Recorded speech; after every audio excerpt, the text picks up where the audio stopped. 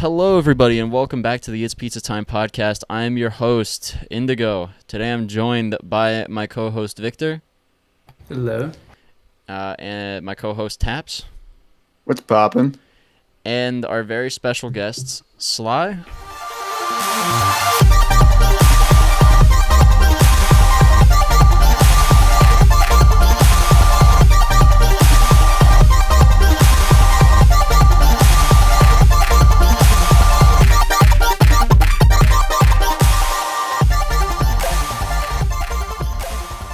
Hey. And Zeal. I think it's time to go, but before I leave, I need you to know that I'll be okay. Head about to blow, I just need to feel like I'm gonna grow and I need space. In my first rodeo, I know how it goes. Don't give me advice and leave me alone. Promise I'll be back, but for now it's time to go. Yo. All right. So, for anybody who doesn't really know who you guys are, what you guys do, would you guys like to, I guess, run a brief little explanation to those things? So I guess I'll go first, but so basically my name is Sly. I am a DJ, producer, 3D artist, just kind of like a range of whole bunch of things. But primarily right now, a lot of my focus has been kind of doing things within Unity 3D and building worlds within a social VR platform called VRChat. All right, that's actually pretty epic. I mean, me and Chaps know this already because Yeah. I mean the whole thing that we're gonna talk about for probably most of this episode. Victor doesn't really. I don't think he knows Not anything yet. He will learn. He will learn. You He'll will be, know. He'll be like the inquisitive party. So what about Zeal? Who are you?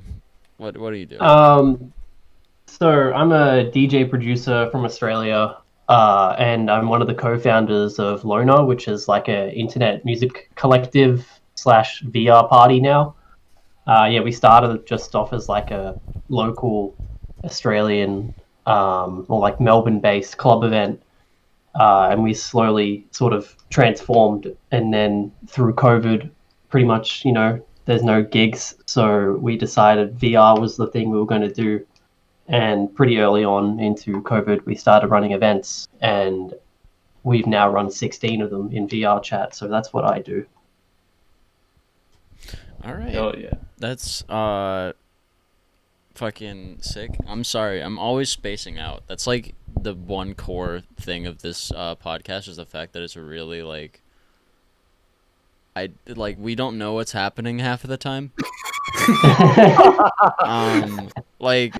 For those of you wondering, Sly and Zeal agreed to be on this 20 minutes ago, and then it was very impromptu, and we just really didn't have anything planned. Normally we don't have anything planned, but this was even less planned. This was just like, yo, what's up? What's poppin'? Yeah, I was half asleep, and then they were like, "Yo, get up," and I was like, "Oh shit, all right." Yeah. Yeah. All right. Yeah. Should we ask them the all-important question? Yeah, the all-important question being, what is your favorite kind of pizza? That is the one question we have planned. Oh man, I feel like this is going to be really boring for me, but There's never I just a like boring cheese pizza. That's fine, man. There's no boring answers. It's pizza. It's pizza. It can't be boring.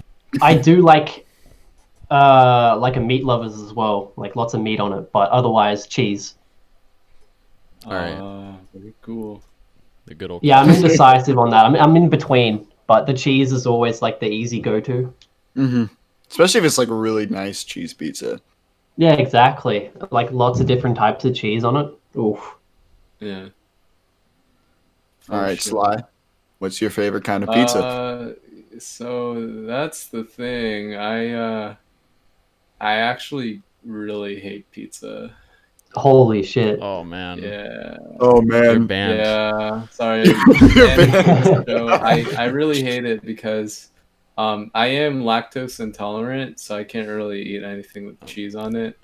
the substitute for pizza. Now I'm just fucking with y'all. I love pizza. What the I was about to say you He would had be, us going. Oh, Yeah, you would yeah, be, that bit was going I was strong. about to say you would be the second person on this show that like. No, Couldn't I eat love pizza. I mean, I feel like my favorite kind of pizza is, like I really like the same kind of pizza, like kind of meat lovers pizza, as well as my dog. I love my dog. But Not on I the love- pizza though. I'm not on the pizza. It's a very Let's racist Asian joke. But also I'm Asian for those of you wondering. Oh, I wasn't aware of yeah. this until like right now. I wasn't aware of this. Yeah. But also I really like kind of like spinach. So like kind of like spinach and chicken. Like that stuff is the bomb too. And also just like kind of like New York pizza is also pretty good too. Well, I mean, Italian. New I mean, York thin I just love crust, all pizzas. I don't care who you are. New York thin crust is the only way to have it. Like if you're a deep disher, I don't know what to tell you. I mean, I've had deep dish, but I much prefer. But that's like a cake. That's not a. Well, I had deep dish in Chicago though. There's a difference. It was in Chicago, so it was like real. But it's still deep dish. it's Yeah, still like a cake. It's still It's pretty not much a like pizza. a cake. So much cheese. It's so rich. It's like you can only really have one slice, and then you're like, oh fuck, I can't eat anymore. And You're weak. yeah, You're weak then.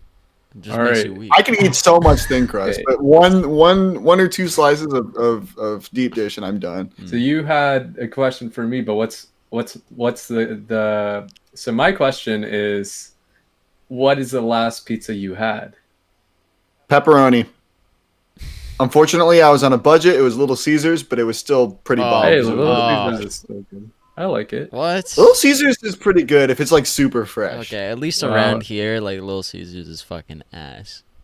Yeah, I Little don't even think Caesars I've here had is it. actually quite decent. It's like if Yeah, it's like they it's- took. It's like they just decided to like fill the box with grease and then it just like leaked out like on the way All right, there. what about Indigo? What's your go-to pizza? There's like I used to work at a place. Why do you have a box cutter in your hand? Shut the fuck up. I fidget with my fingers a lot, all right? I'm not even watching the video. Should I be like worried? No, No, it's like I'm it's not good. I'm not fucking like threatening the camera with it, but like yeah, fucking but I used to work at a place not that far from where I lived, but it was fucking they had like one pizza that was it was like ricotta, like white cheese with cooked like rigatoni noodles on top of it and then like Ooh, that sounds tomato sauce interesting. drizzled all over the Yeah,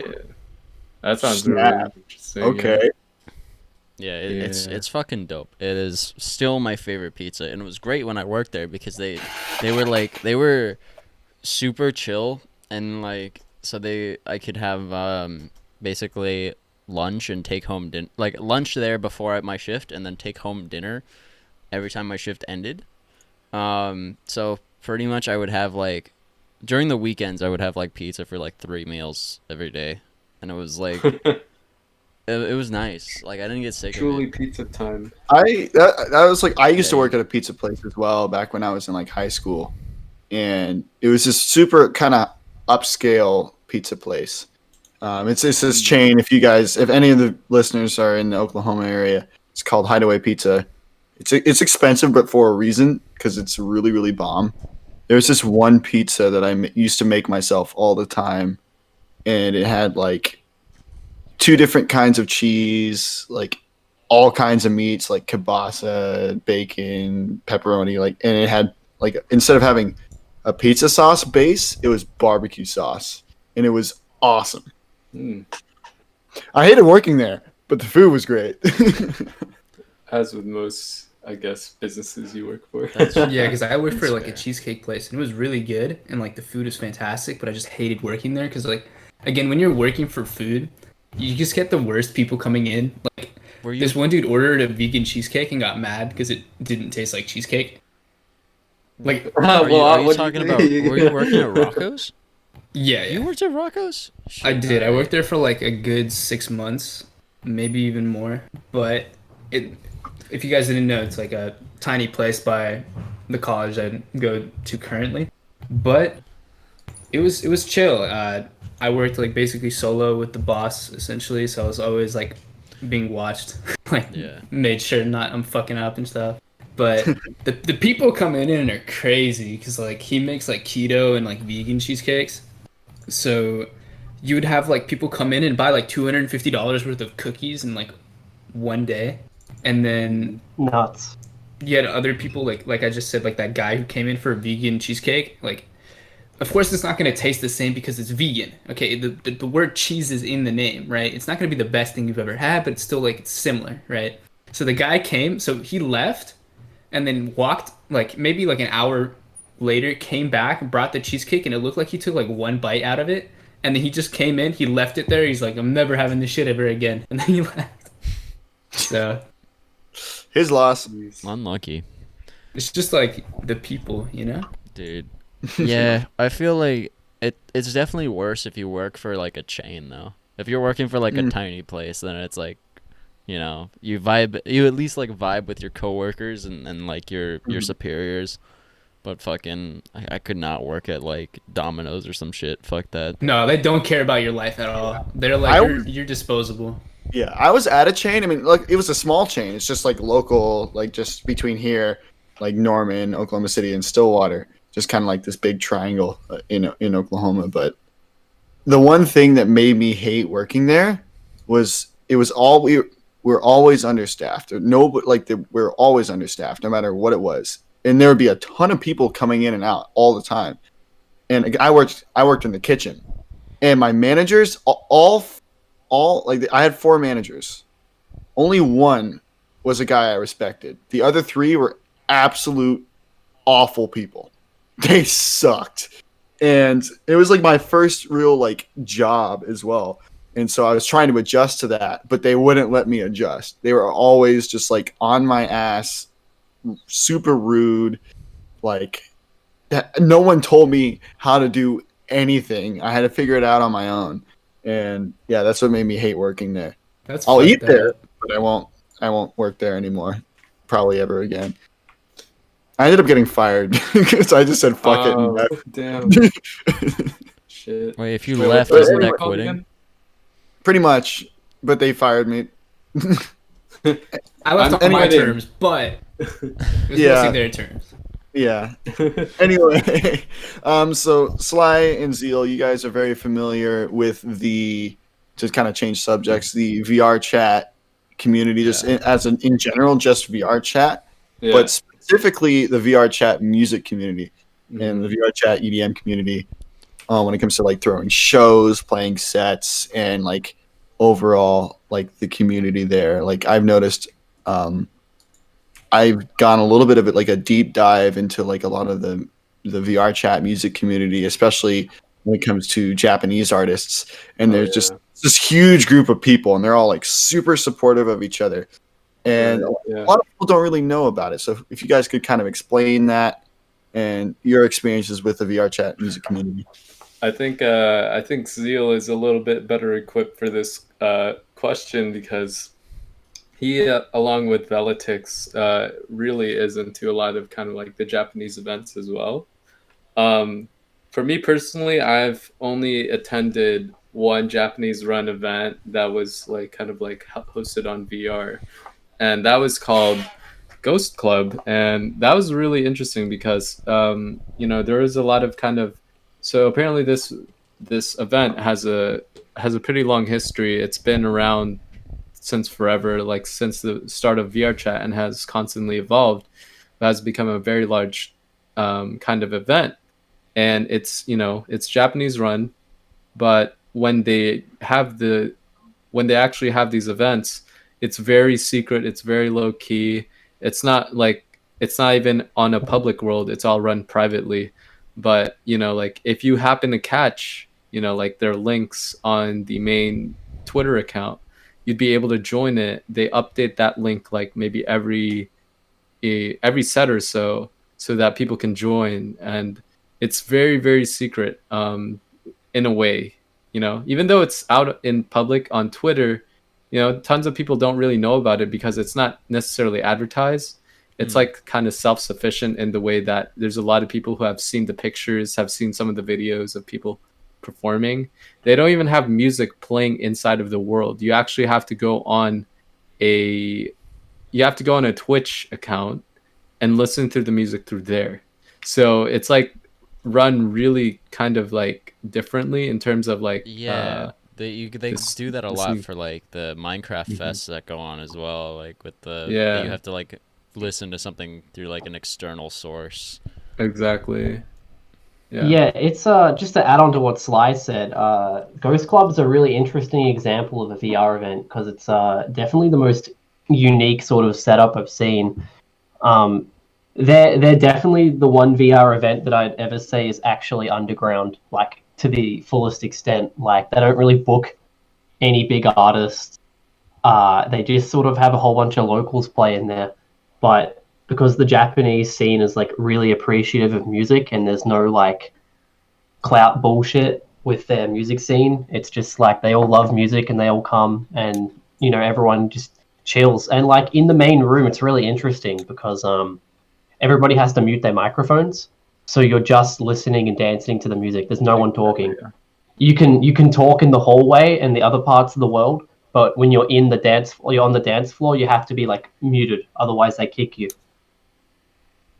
I mean, that's a good way to go about it, I guess. It is an interesting way to go about it because I think it's very accurate to what they're used to. And in Japan, like clubbing is very different. You don't get people like moshing and stuff as much. It's people just vibing out. It's pretty cool. From going to Japan 2 years ago and experiencing like the underground scene and club life over there, I think it very heavily impacted on Loner and how we do everything. From just the branding to the way we run the nights and the sort of crowd we want to attract. We decided very early on that we were into the Japanese scene, and we know that they love music, and so early on, Loner was like pretty much just all Japanese people, which was like really crazy because like I don't speak Japanese. Only a few of us in Loner actually speak Japanese, or like a little bit of it to have a conversation. And it was just very interesting to have like this completely different like side of the world come to your event, and like they're all there and just enjoying themselves. Yeah, and every then time. eventually. Oh, go ahead. I was going to say eventually we sort of started then getting more Americans coming. So now we have like a big mesh of like Americans and Japanese people. Mm-hmm. Yeah, like every time I went to a Loner event, I think I've been to 2 so far.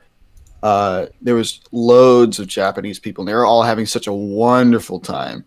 And like it was really cool to see because I don't really know a whole lot of Japanese people. I haven't really been able to interact with a lot of Japanese people, but I can really tell that they have a huge love for music and for pretty much all kinds and styles of music, which is something I don't really see here in the States. I mean, especially where I'm at in Oklahoma, really the main 2 scenes. There's one scene that's house. There's like a house scene here. Yeah, which is like everywhere. It has like smaller house clubs. And then there's the bass music scene. Yeah. And if you make anything else, you're not going to get booked. Yeah, exactly. And that's pretty much the same in most spots. Like Melbourne's actually even like tougher than that. So Melbourne is just like house and techno, and obviously Melbourne bounce, which is somehow still a thing. But it's really weird here because like bass music doesn't do well here. I guess like sort of bassier house music has sort of picked up a bit. Like bass house and bass line and Sheffield house and such. But yeah, it's really weird trying to like do music here, and especially with Loner, the way we would running things, we're running this niche internet club music event, and it's weird because Melbourne is really known for supposedly being like this musical hotspot of the world, but it's pretty much just like if you're in like the band scene, like the local band scene, you'll thrive here. So it was really weird because Loner is like really outcast from the entire music scene because one event will have like a drum and bass artist, and then the next one will have Jersey Club and Footwork, and such and such. So It's very diverse. Every time I went, it was a very diverse lineup, and it was really fun. Yeah, we don't want to stick to one thing, and we just want to build an audience that trusts what we're curating, essentially. And so, like, yeah, we're just constantly trying to do something different without doing the same thing or like sticking to one niche, which, you know, obviously hurts us in terms of trying to become like this big thing, you know, worldwide. But I think it meets like Laces and myself. Our interests are very like all over the place. I think he takes on more of the underground and more niche stuff, and I take on more of the commercial stuff, and we sort of find like a middle ground between the two of them. So that's what we've tried to do with Loner, and it's really cool. Like in the events now, we have like, you know, as you said, like a whole bunch of Japanese people just enjoying themselves. And they're like usually in one side of the club. It's actually cool as you've got like a group of just Japanese people all sort of huddled in one area talking. You got a group of like Americans, and then, you know, you got like a group in the middle, which is like in between of like some Japanese people that know English and vice versa. And I think it's really cool. Like we definitely, since we started, we've been timing it correctly, because initially we wanted to run it later in Australia, which would have been like 4 a.m. for you guys over there or something like that. But currently we run it at like 3 p.m. Australian time, which had actually just changed because of daylight savings. We're actually announcing the new one in like 2 hours or like an hour. I guess, wait, when does this air? This will air probably next week. Okay, so I guess I can just say it. I can literally just talk about it now because it doesn't matter. But the Loner 17 is falling down on the 17th. Yeah, I think it will be. Yeah, this will be after the 17th. I'm pretty sure. So We can move some strings around, you know. probably, if anything, it will be like the day before. But you know, whatever. Extra episode. Yeah, maybe we could do that. Probably. Fucking, we'll see. Yeah. We'll just see how it goes. Fucking, but yeah, that's actually like a really dope, I guess, concept, because it's like, you know, it's and it's a very cool thing to see that it's like actually going well, because it's fucking, you know, there's such I guess, such a high concentration of online, you know, music stream stuff nowadays. So it's like, you know, it's great to see that some stuff is actually like, you know, popping off in one sense or another. Mm-hmm. And I think it's not necessarily just like having a streamed event where they do stream the events on Twitch. We'll probably leave like all the links and stuff in like the descriptions and things, if you want to check out like the Loner Online Twitch. Oh, we lost Zeal. Oh No, Drag him in. there he is. Drag him in. Drag him in. Gotta Welcome love back. Zeal, I know you want to leave, but sorry. Just playing. Yeah, I know our podcast is garbage, but you gotta like sit here and handle it, man. It's like you agreed, you signed the contract, bro. You signed the contract. No contracts. Except for the 101 360 deal. Maybe he's just lagging out. Probably. Yeah, Well, probably that lagging. kind of explains that. Australian internet, yay! But yeah, the way Loner is run, from my experience, is very niche. Oh my god. It's very niche because it's like almost a strictly VRChat oriented venue and just event in general.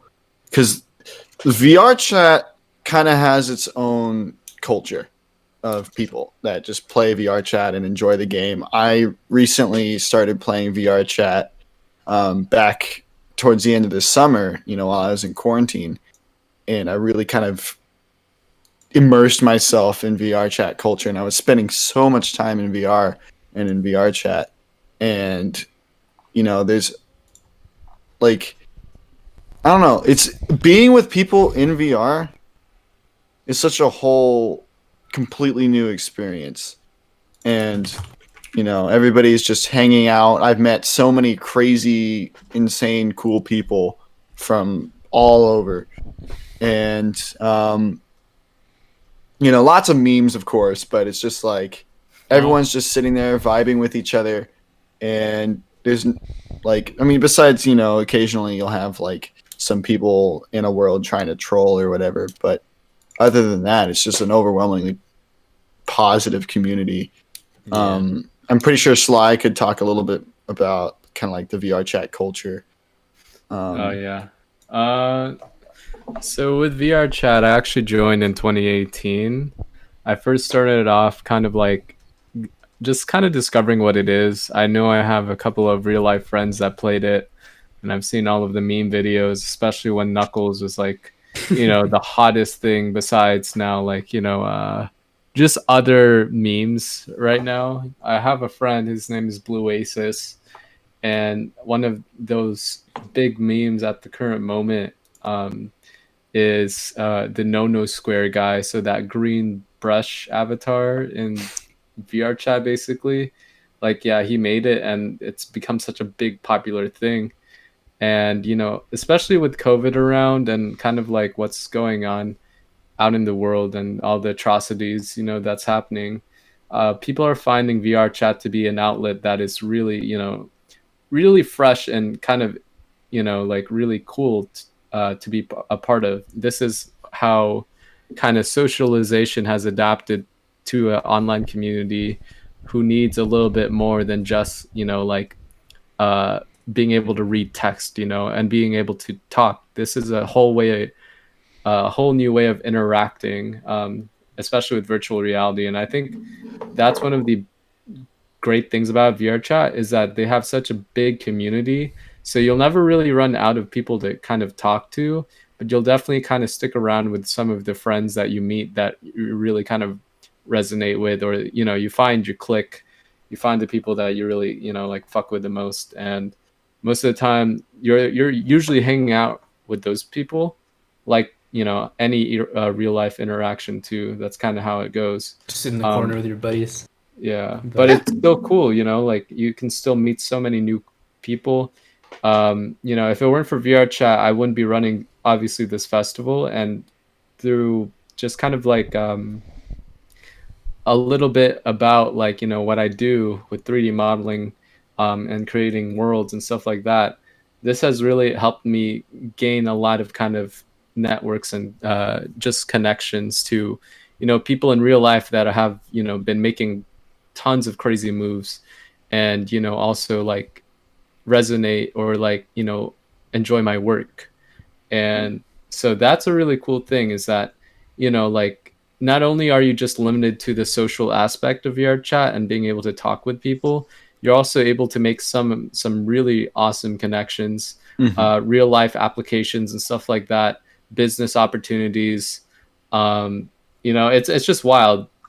So one of those big things that's happening is my festival that I'm hosting on October 23rd through the 25th. But it all kind of started off with a simple interaction that I had with someone in the new or it's not really new, but like the Japan shrine that's not original. Yeah. But anyway, kind of with that, so I met a certain artist who I'm not revealing, and is a special guest on the event. And I met him, and I was like, hey, I've just built this world recently. It was a Porter Robinson based kind of world based off like Secret Sky. And I just made that recently. I was like, hey, do you want to check this out? This is where I just kind of discovered like a new way of like kind of like transmitting like video feed and making it into like kind of a usable audio visual experience. And he was like, yeah, sure. And like that night, I was able to meet this artist, and at the same time, Porter Robinson actually came through, and that was really him, like, because there was there was several people that tried to kind of like pose to be Porter with, you know, usernames and like things like that. And I was like, holy moly, it's really him. And I was like, there's no way. And it really was a fake. But that night when I was with the said artist, you know, 3 people joined in. It was Porter, his girlfriend, and his manager. And, you know, like I just kind of lost my shit. So it was super sick. absolutely wild that this happened, you know, like, you know, VRChat is not only just like a game, you know, where you can just socialize. There's so many opportunities that can come from it. And because of that day, I was really inspired to be like, you know, shoot my shot. And the said artist that I was with, I was like, hey, do you want to be, you know, like part of this festival? And he was like, oh yeah, let's do it, you know, like, and I was shocked because, you know, this guy is like pretty well known within the EDM industry, you know, in touch with the very big names like Skrillex, Marshmello, you know, all of the DJs out there that are, you know, obviously on the top and household names. Like this guy has worked with them and is pretty much like also a household name in his own respect. So it's crazy, you know, like VRChat is so crazy with like the things you can do, you know, like primarily I am a music producer, audio engineer. That's what I went to school for. But I got into Unity 3D and like developing worlds, and I got really hooked on it. Now I'm doing world commissions and stuff like that. But now I'm also running a set. Not a set, but a festival. And, you know, like even being able to talk on, you know, this podcast right here is, you know, a cool opportunity. It's something I've never been really a part of. Man, don't say that.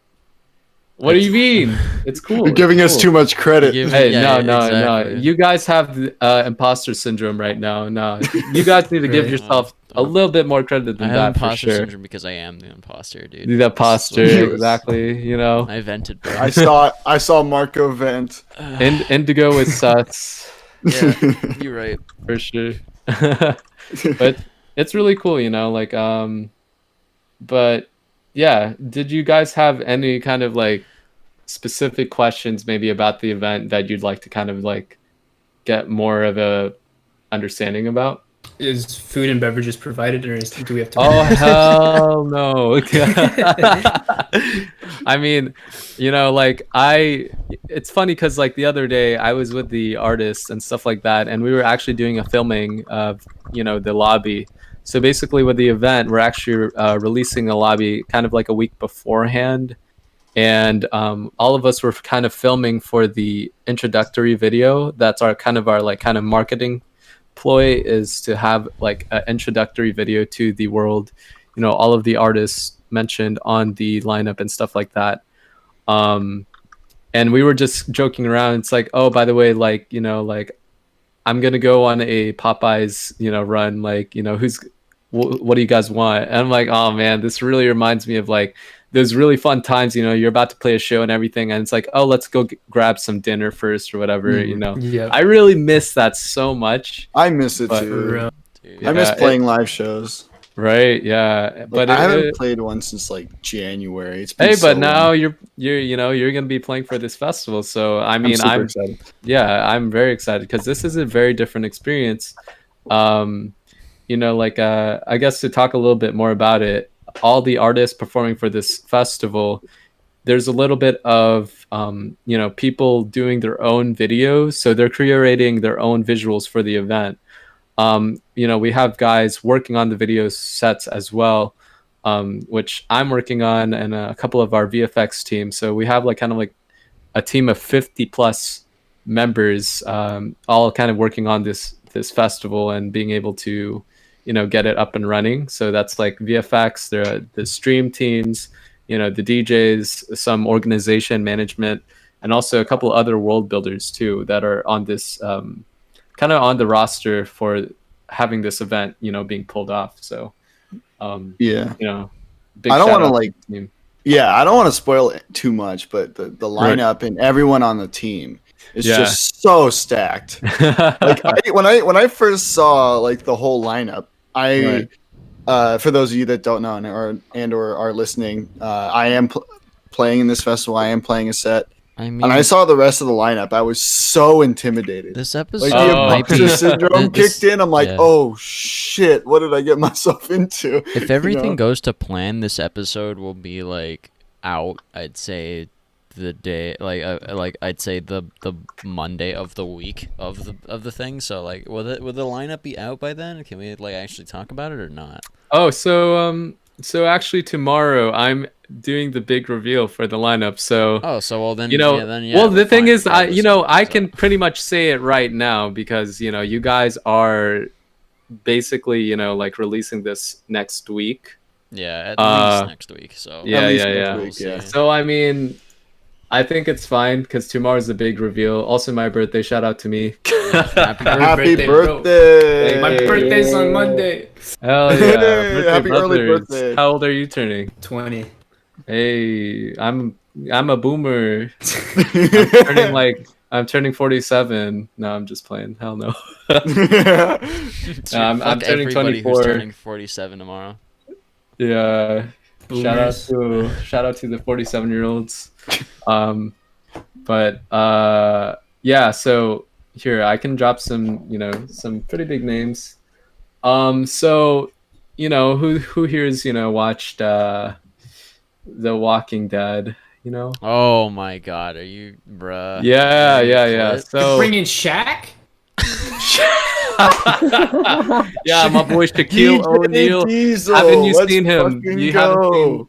you've seen that episode, you remember, Dude, I where would he was love like, Shaquille O'Neal and fucking The Walking Dead. Yeah, I fucking just pounding love- skulls, dude. Just yeah. So y'all let me ready for just say this? that without revealing the actual name. I mean, if you don't know, it's more like if you know, you know.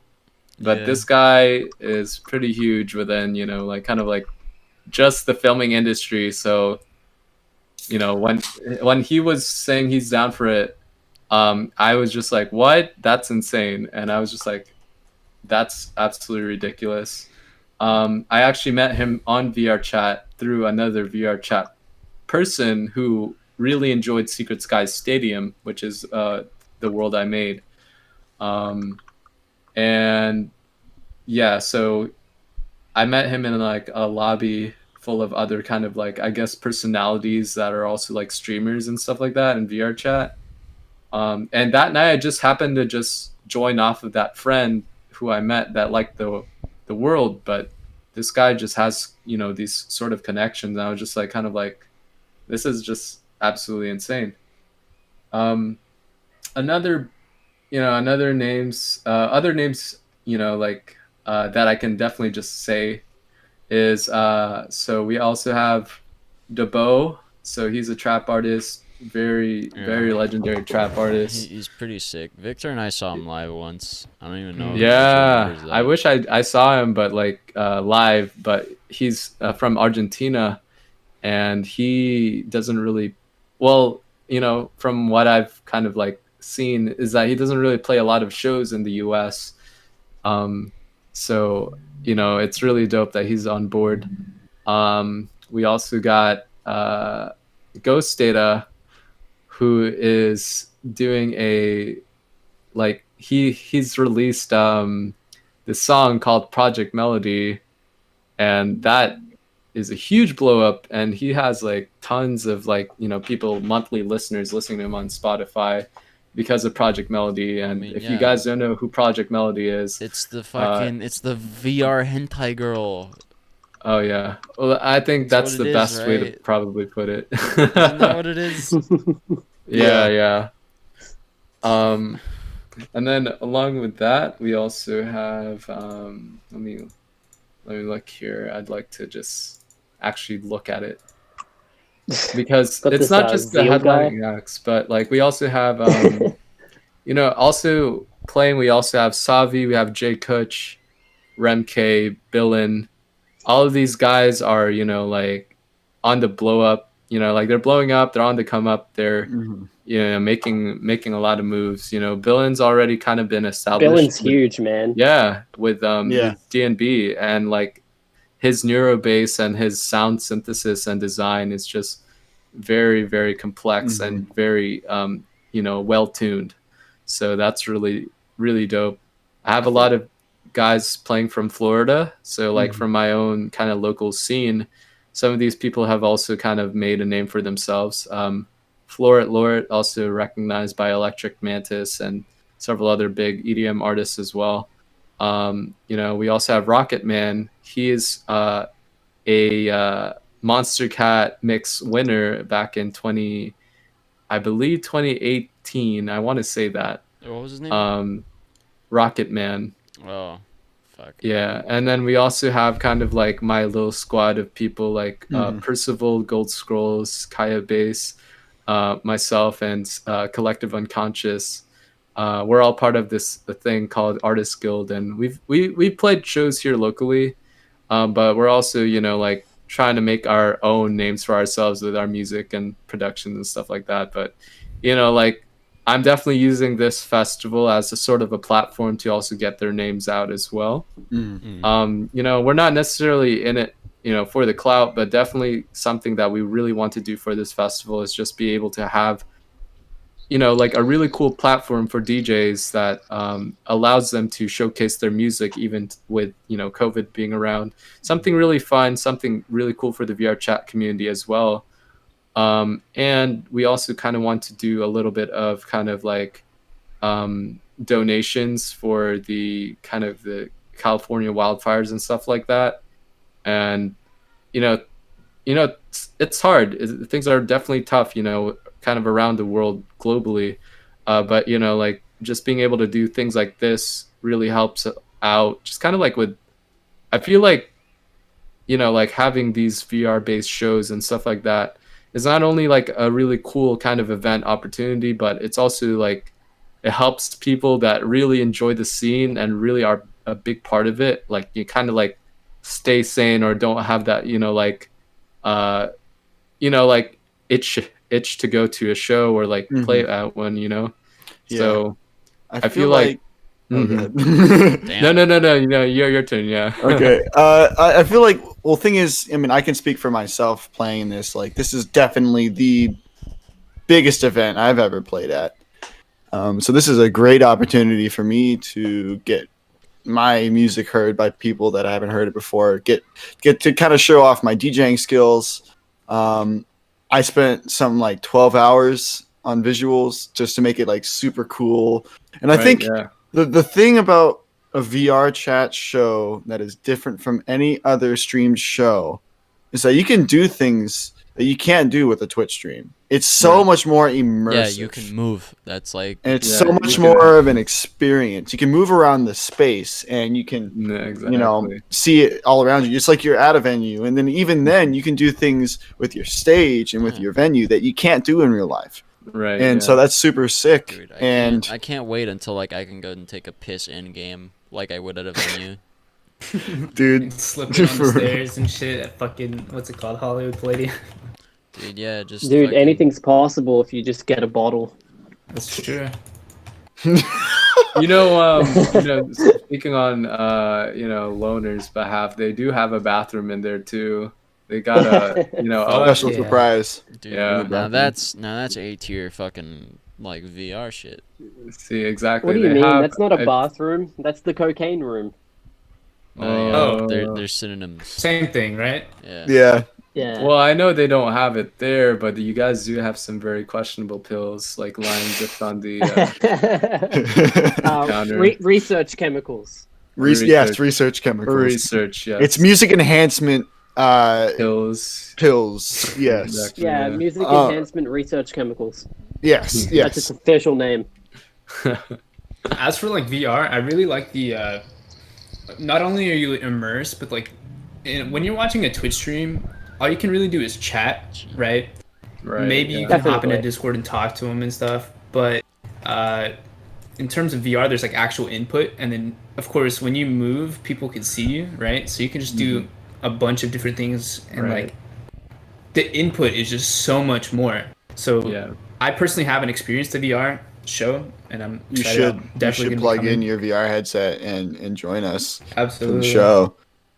By Yeah. the way, for anyone that's listening, if you do have VR, definitely take advantage of this Swear to show. fuck. This will be, and especially for people that were already in the VR chat community and in the VR music community, this is really cool because they get to see artists they have never seen before, or I never had the chance to see before in person, and now they get to, through virtual reality, see these artists in person. And I think that's really cool. It's to get kind of it's like giving a gift back to VRChat and to the VRChat community, especially with being able to go into this such a cool audiovisual experience and listen to these artists you haven't really seen before or ever had the opportunity to. Yeah. I mean, God, the lineup is God, the lineup's stacked. Yeah. I'm really happy you can't hear this, but I'm gonna go close my window because my apartment, for some reason, there's a fucking a courtyard with a playground out there, and I don't know, it sounds like kids are being fucking murdered, and it's so loud. Jesus, Indigo is I'll be truly right back. sus. Just continue talking. Indigo sus. But yeah, I feel like what you guys are doing, like Zeal, you with Loner, and then Sly with Slyfest, it's just creating these experiences that you really wouldn't have anywhere else, and it's incredibly commendable. And it's an absolute privilege to take a part in it because I'm super excited. It's really cool that I actually met you off of kind of like the Secret Sky Stadium. Yep. And I really enjoy kind of I have a lot of worlds and stuff like that, but that was one of for those without that background of who I am, I also build tons of other worlds. Some of them are kind of spotlighted by VRChat and stuff like that. And, Secret Sky Sim was one of those worlds, but every time when I'd have tons of visitors going to the worlds and stuff like that, I'd always enjoy chats with them and stuff like that. But I kind of got taps hanging out there several times, and I was like, oh, this is cool. I have kind of a little niche community within my world. And they're all just hanging out, just enjoying music and stuff like that. And I thought that was something really cool. So part of that and having people coming back to my worlds, sort of seeing kind of regulars at a club or at a bar or whatever like that, was just really cool. And I thought, this would be a really cool opportunity to, also get the community involved in this project. So I'm really stoked that Taps is on. He also brought his friend Speak on, which is really cool. He really makes, for such a young person too, he's also making some, pretty good,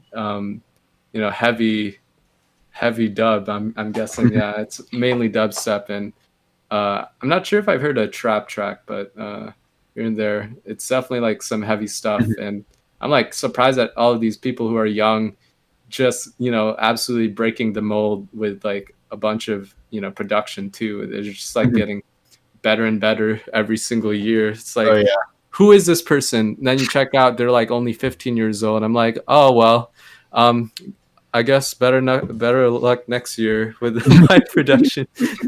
Yeah, actually, funny enough, Speak is also under iNDiGO's management. Awesome, hell yeah. So yeah, we're very familiar with Speak and Speak's tunes. Yeah, it's very cool. I mean, yes, I feel when you start off production at that age and then just kind of going on and continuing to learn, every year there's no way you can get worse. You'll continue to get better unless you stop practicing. But even without practice, if you're just a little bit rusty, you'll still be able to kind of brush that off and be able to continue to make really good music. Yeah, 100%. Yeah. It's getting fucking. I don't understand though that there are some people that take that get discouraged when they see that somebody younger than them is doing well. Oh yeah, off, yeah, for sure. I guess more so than them. It's honestly, it's everybody works at different paces. It's fucking and they do different things too. The thing is, I didn't have access to production software, like FL Studio, for example, till I was 18. I didn't start until much later. You know, if I started when I was like 13, then I'd probably be a wizard right now. But I mean, I just kind of take it as like you know, I'm happy to see that there's so much young talent out there. Like I have an unreleased Makuta tune in my set. Makuta, really, really young person, killer tunes. Oh my god, you know, you very, very young people making super sick tunes. You got, Control Freak, Murata, More Kismet. I'm pretty sure. Let me talk about Omar just for a Omar. sec. Yeah, so here in Florida, we actually have this festival called the Stereo Music Festival. Shout out to Mig. And Miguel is the guy who runs this whole, event. But anyway, he actually had, More Kismet booked for this event. I'm like, dang, like this production is so tight and like it's insane. Like how does he get like such tight mixes? He has releases under Never Say Die, and I don't know necessarily about Disciple or like Excision's labels. He has one remix on Disciple and then nothing on Subsidia, but he's got some stuff on Bass Rush now. Yeah, that's insane. And like I was here expecting like some like kind of older dude, like who's like making this really insane stuff. Like I was expecting like kind of like or not old, but like kind of like like this guy's probably in his late 20s or something like that, like really knows production really well. But like I met More Kismet and he was there and like he was being chaperoned with his mom, and I'm like, dude, that is so funny. But like this guy is so full of life and energy, very like very cool guy, and he's just very kind of down to earth and just like talks with everyone over there. It's really cool getting to meet the faces of like some of your favorite music, and like the production, or like kind of like the person behind all of the the talent and the production. It's really cool. Yeah, More Kismet is one of those that's like a really, I guess, surprising force in dubstep right now. I feel like because of the fact that they're young makes it so like it kind of gives them an edge because they're like I guess naive to a point where they can try new things like that other people necessarily would think like, oh, that's stupid, why would this work? Right. Yeah. But then also it's like they also play like a big role with like the whole LGBTQ exactly side of dubstep, because they're a they and exactly, yeah. So it's like it's for somebody like they kind of like fit in, like they're like I guess a driving force for a lot of different like communities in dubstep. Exactly. They are the future of this industry, right? And seeing them put out such incredibly amazing tunes, getting the recognition that's well deserved, and pushing the genre forward is super exciting to see. Even people my age, I'm 21, and there's guys like 18, 19, 20, 21 that are just really, really pushing the genre and making it super, super insane. And not even just necessarily in the bass community, but in other communities as well. And you have Jaren. Jaren's probably, I think he's roughly my age. Jaren's pushing the melodic music industry like crazy. I mean, I look up to Jaren a lot musically, and just seeing that, like, it's just someone that I can relate to because we're like roughly the same age. It makes me feel good because it's just like I'm not alone in this kind of pursuit. And that's probably what it should be, for a lot of younger kids that are starting producing, and they see these other kids that are their age doing incredible things with music. That should be kind of like a driving force, like, hey, I'm not alone. There are other kids my age doing this. Definitely some motivation. There's some motivation there in order to just push, drive, and learn. I'm still learning like crazy. I am very inexperienced when it comes to producing still, and I've been doing it for about 3 years. And so I'm still learning. I learn from those younger kids. That's the thing. Like, they teach me so much. I'd be starting off a tune, and they're like, "Oh, Right. EQ cut here. You should do this, things like that." I'm like, "You're a genius. Thank you." Yeah, It- definitely. Go ahead. I don't go get ahead. why people get mad about it, like get salty that these kids are having like super super successful, Yeah. musical careers, starting, and yeah, I don't get that. Yeah, and age doesn't determine work ethic or talent either. Oh, yeah. So like you'll have these people that are like really young doing crazy things, right? Definitely. And of course you have people on the higher end too, probably like 30, 40 doing some crazy shit too. We don't really see that as often, but Yeah. in terms of talent and work, you'll see like a lot of younger kids also be discouraged because they're younger. hmm Like at least like when I was producing when I was younger, I was like, oh shit, I'm 15. What am I doing? Like I'm not a producer, you know. And then like at that time, there was no one really below like 18. Like you have to be a certain age to like go and play shows, right? So Oh yeah.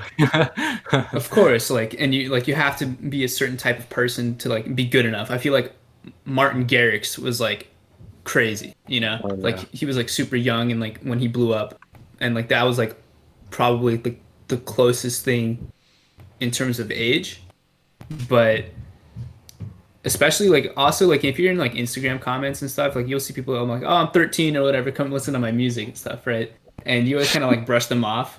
You're like, what the fuck, like why are you advertising my comments, you know? But there's like it's weird like when you're that age, like you're so inexperienced to like the actual work, like how the music scene works. So Naive to the world in general. Like, I'm still finding out things about the music scene that I didn't know about. I'm right. 21. Like, And that goes for me too, like absolutely, like every day, especially like through these podcasts, I'm learning so much. And even though I'm a producer, but I don't make like actual EDM music, or like I'm shit at it. That's more like what it is. But I'm learning so much just by like sitting down and talking to people, you know. Yeah. yeah. And I feel like with this younger scene, they're so welcoming to you. Like, everyone I've talked to has been just like immediately just completely kind. I mean, they're kind of, super energetic, memes being thrown around all over the place. I mean, that's fine. We all do that still. We're, in our 20s, but they're always like super welcoming and open to you and your ideas. And I think that's kind of like the direction that the music community, specifically the bass community, needs. Because I've seen, I made lots of tweets about it, but it's just like I've seen so much toxicity in the bass music scene. So much. It hurts. It makes me feel terrible because it's just like, Yeah. because Yeah. I've never really been directly involved with any drama, but my friends have. Right. And Right. seeing that happen, it's just like, aren't we here to make music? Aren't we here to change the world? What is Right. the fuck is going on? Yeah, and then to your point where like the younger kids are more open, I feel like in school and stuff, you're not exposed to a lot of people that like listen to the same type of music that you do. Oh, And like if you find that one person, you're like, holy shit, you kind of like latch onto them. And I bet like a lot of these younger kids are just so happy to talk about what they're passionate about. So like when they do find someone, they're like, holy shit, man, that's like, Victor for me. you're my best man. friend. You're like the only kid who like fucking understood anything electronic music, like in fucking high school. Yeah, But we only And hung I- out like I- after high school, which was a shame. yeah. Fucking hell. Yeah, like it's really weird, especially like for how big electronic music is. It's not very like people aren't very open about it, I guess. Yeah, it's super interesting. Which is funny because like you have the whole like Plur scene where it's like being open and all like loving and stuff, and then you have like the EDM Twitter. Oh Yeah. my You can god. Fucking EDM Twitter. Okay. I think this is a good spot to call the episode so we don't delve into fucking EDM Twitter.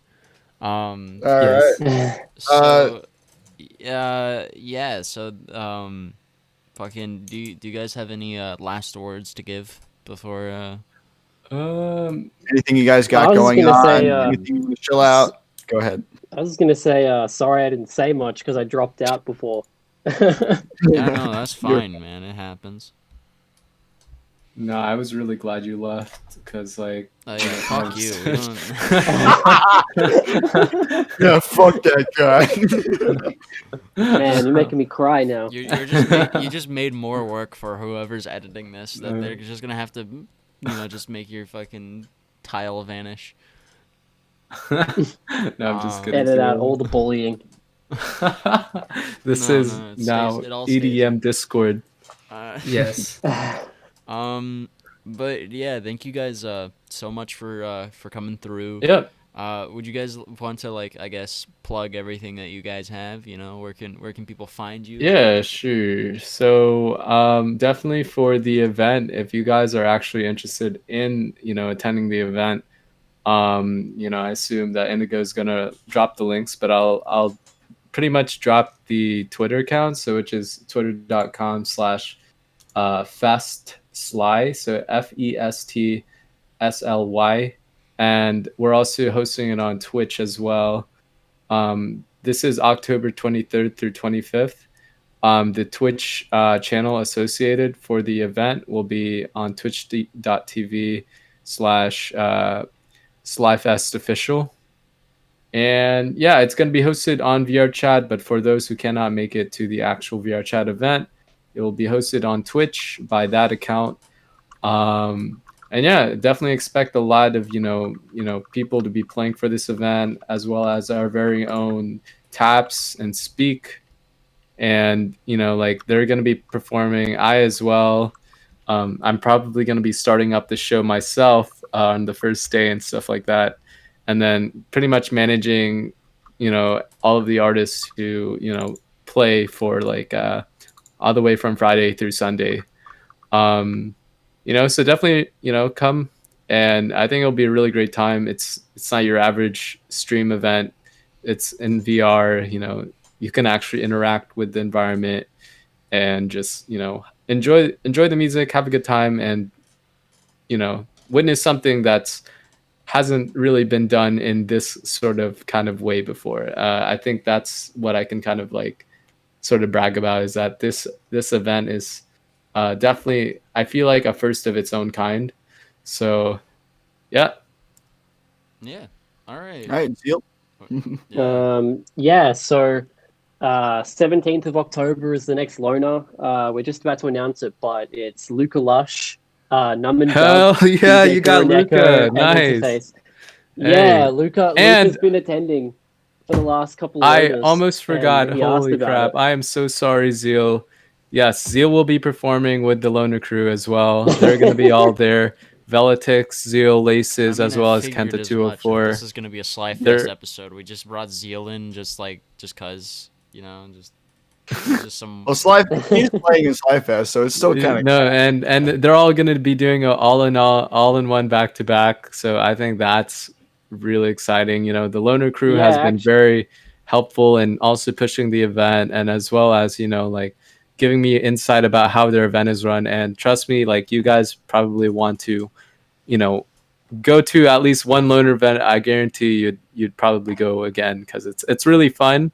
I'm definitely going to see Luca. Like it's really great. We usually have like 80 or so people in that event, and all the DJs are super cool. It's a very, very well-rounded kind of community there. Not only just Australians, got the Japanese, the English, Brazil, wherever, definitely just show up to one of those events happening. You were saying next week, right?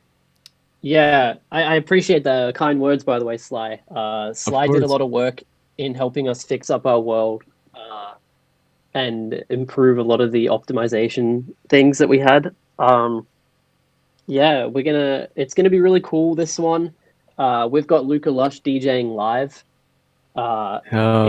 Usually Loner is like pre-recorded, because it's very difficult to run audio from like 4 different people that are all in different spots in the world live into the game. But we're testing out a live DJ that's not a loner crew member. So we're helping him get set up, and we're getting it all ready. It's going to be a really cool event. Luca is very excited. He just bought a Rift S. He's like literally just got VR for that this. Is so awesome. So yeah, I'm pretty excited. And the other 3 DJs are all awesome as well.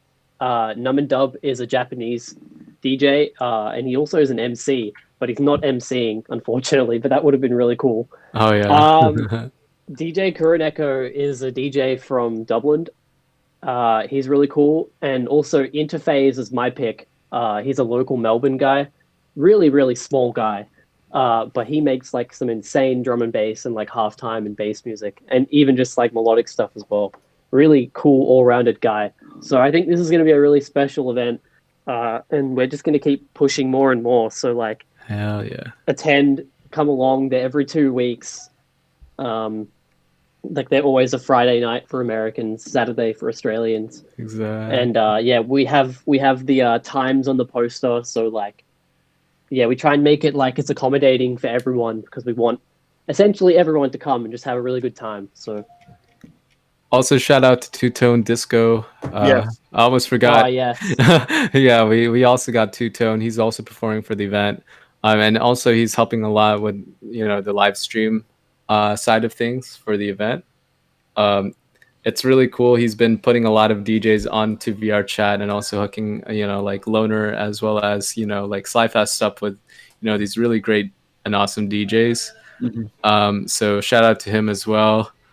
Like it's awesome. Everyone involved in these projects are all doing something for the community within VRChat, but also like envisioning like something really cool for our future that would ensure that even with COVID possibly extending over to 2024, please no, I hope not. But we have ways where we can like still enjoy the scene, enjoy music, do everything what we're all about, and that's just being able to be there just to enjoy all the music. My name is Sly. This is iNDiGO. Thank you for watching my show. Yeah. Just hijack, casually hijack the show. I just loved your face. It's fucking garbage. Like, just take the show. It's yours now. Take the show. But yeah, thank you guys so much for coming on. It's actually been a pleasure to chat with you. For the first time ever. Fucking. Okay. So for everybody listening and watching, everything that for Slyfest, Zeal, and fucking Loner. Oh my god, I just brain farted. Everything will be down in the description. Everything from me, Taps, and Victor will also be there. Everything for the podcast will be there. Yeah, except on Spotify because you can't do that. Sorry. But yeah, so thank you everybody so much for tuning in. If you're on YouTube, thank you so much for watching. Thank you for watching Taps' camera get progressively darker for an hour. Oh, I'm so sorry. And yeah, on that note, we will see everybody in the next episode. Peace. It's pizza time.